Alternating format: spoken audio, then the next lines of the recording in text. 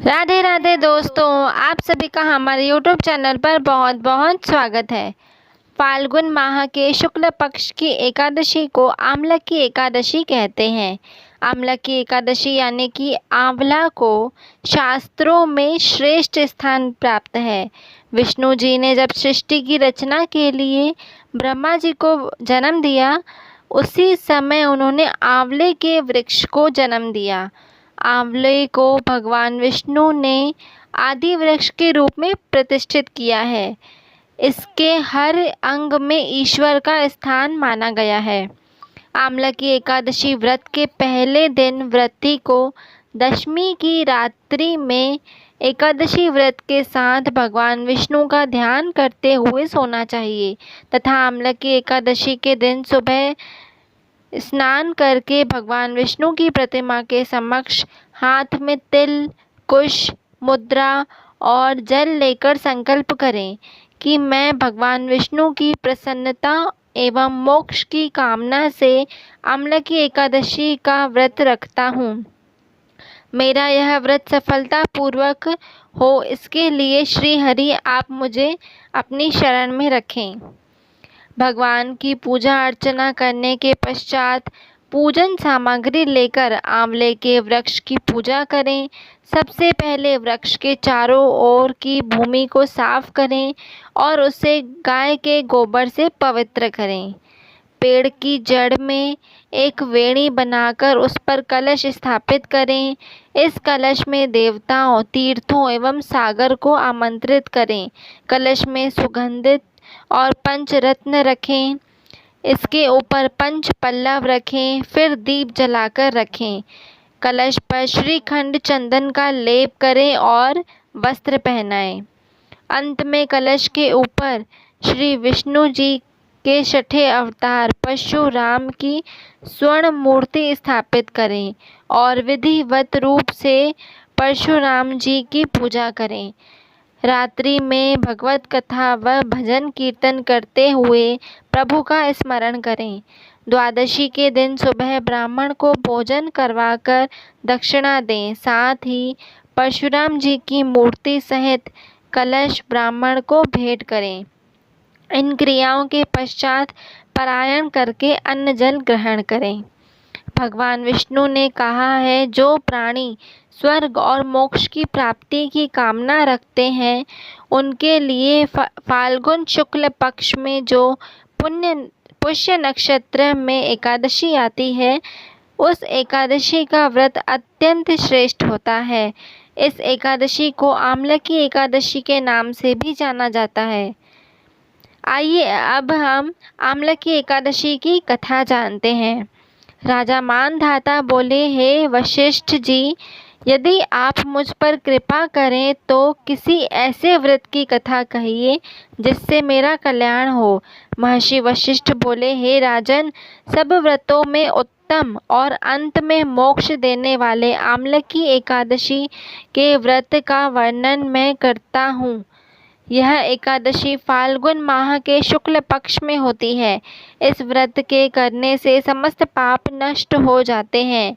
इस व्रत का फल 1000 गौदान के फल के बराबर होता है। अब मैं आपसे एक पौराणिक कथा कहता हूँ, आप ध्यान पूर्वक सुनिए। एक वैदिश नाम का नगर था, जिसमें ब्राह्मण, क्षत्रिय, वैश्य और शूद्र चारों वर्ण आनंद सहित रहते थे। उस नगर में सदैव वेद ध्वनि गूंजा करती थी तथा पापी, दुराचारी तथा नास्तिक उस नगर में कोई नहीं था। उस नगर में चैत्ररथ नाम का एक चंद्रवंशी राजा राज्य करता था। वह अत्यंत विद्वान तथा धर्मी था। उस नगर में कोई भी व्यक्ति दरिद्र व कंजूस नहीं था। सभी नगरवासी विष्णु भक्त थे और आबाल वृद्ध स्त्री पुरुष एकादशी का व्रत किया करते थे। एक समय फाल्गुन मास के शुक्ल पक्ष की आंवला की एकादशी आई। उस दिन राजा प्रजा तथा बाल वृद्ध सबने हर्षपूर्वक व्रत किया।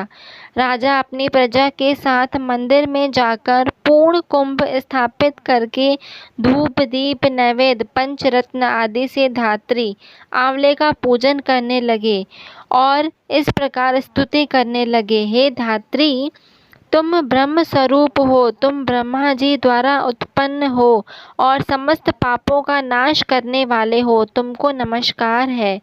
अब तुम मेरा अर्घ स्वीकार करो। तुम श्री रामचंद्र द्वारा सम्मानित हो, मैं आपकी प्रार्थना करता हूँ, अतः आप मेरे समस्त पापों का नाश करो। उस मंदिर में सबने रात्रि को जागरण भी किया। रात के समय वहाँ एक बहेलिया आया जो अत्यंत पापी और दुराचारी था। वह अपने कुटुंब का पालन जीव हत्या करके किया करता था।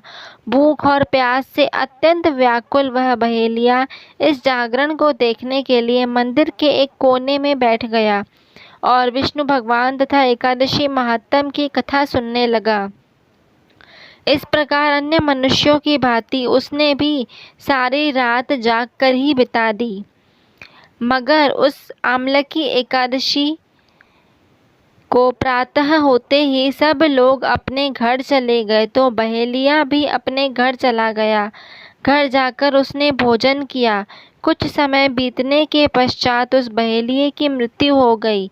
मगर उस आमलकी एकादशी के व्रत व जागरण से उसने राजा विदुरथ के घर में जन्म लिया और उसका नाम वसुरथ रखा गया। युवा होने पर वह चतुरंगी सेना सहित तथा धन धान्य से युक्त होकर 10,000 ग्रामों का पालन करने लगा। वह तेज में सूर्य के समान, कांति में चंद्रमा के समान, वीरता में भगवान विष्णु के समान और क्षमा में पृथ्वी के समान था। वह अत्यंत धार्मिक, सत्यवादी, कर्मवीर और विष्णु भक्त था। वह प्रजा का समान भाव से पालन करता था। दान देना उसका नित्य कर्तव्य था। एक दिन राजा शिकार खेलने के लिए गया। देव योग से वह मार्ग भूल गया और दिशा ज्ञान न रहने के कारण उसी वन में एक वृक्ष के नीचे सो गया। थोड़ी देर बाद पहाड़ी मच्छेल वहां पर आ गए और राजा को अकेला देखकर मारो मारो शब्द करते हुए राजा की ओर दौड़े। मच्छेल कहने लगे कि इसी दुष्ट राजा ने हमारे माता पिता, पुत्र पौत्र आदि अनेक संबंधियों को मारा है तथा देश से निकाला दिया है, अतः इसको अवश्य मारना चाहिए। ऐसा कहकर वे मच्छेल उस राजा को मारने दौड़े और अनेक प्रकार के अस्त्र शस्त्र उसके ऊपर फेंके। वह सब अस्त्र शस्त्र राजा के शरीर पर गिरते ही नष्ट हो जाते और उनका वार पुष्प के समान प्रतीत होता। अब उन मच्छेलों के अस्त्र शस्त्र उल्टा उन्हीं पर प्रहार करने लगे, जिससे वे मूर्छित होकर गिरने लगे। उसी समय राजा के शरीर से एक दिव्य स्त्री उत्पन्न हुई। वह स्त्री अत्यंत सुंदर होते हुए भी उसकी भुकुटी टेढ़ी थी। उसकी आँखों में लाल लाल अग्नि निकल रही थी, जिससे वह दूसरे काल के समान प्रतीत होती थी। वह स्त्री मच्छेलों को मारने दौड़ी और थोड़ी देर में उसने सब मच्छेलों को गाल में पहुंचा दिया। जब राजा सोकर उठा तो उसने मच्छेल को मरा हुआ देखकर कहा कि इन शत्रुओं को किसने मारा है? इस वन में मेरा कौन हितैषी रहता है? वह ऐसा विचार कर रहा था कि आकाशवाणी हुई, हे राजा, इस संसार में विष्णु भगवान के अतिरिक्त कौन तेरी सहायता कर सकता है? इस आकाशवाणी को सुनकर राजा अपने राज्य में आ गया और सुखपूर्वक राज्य करने लगा। महर्षि वशिष्ठ बोले, हे राजन, यह आमलकी एकादशी के व्रत का प्रभाव था। जो मनुष्य इस आमलकी एकादशी का व्रत करते हैं वे प्रत्येक कार्य में सफल होते हैं और अंत में विष्णु लोक को जाते हैं। धन्यवाद।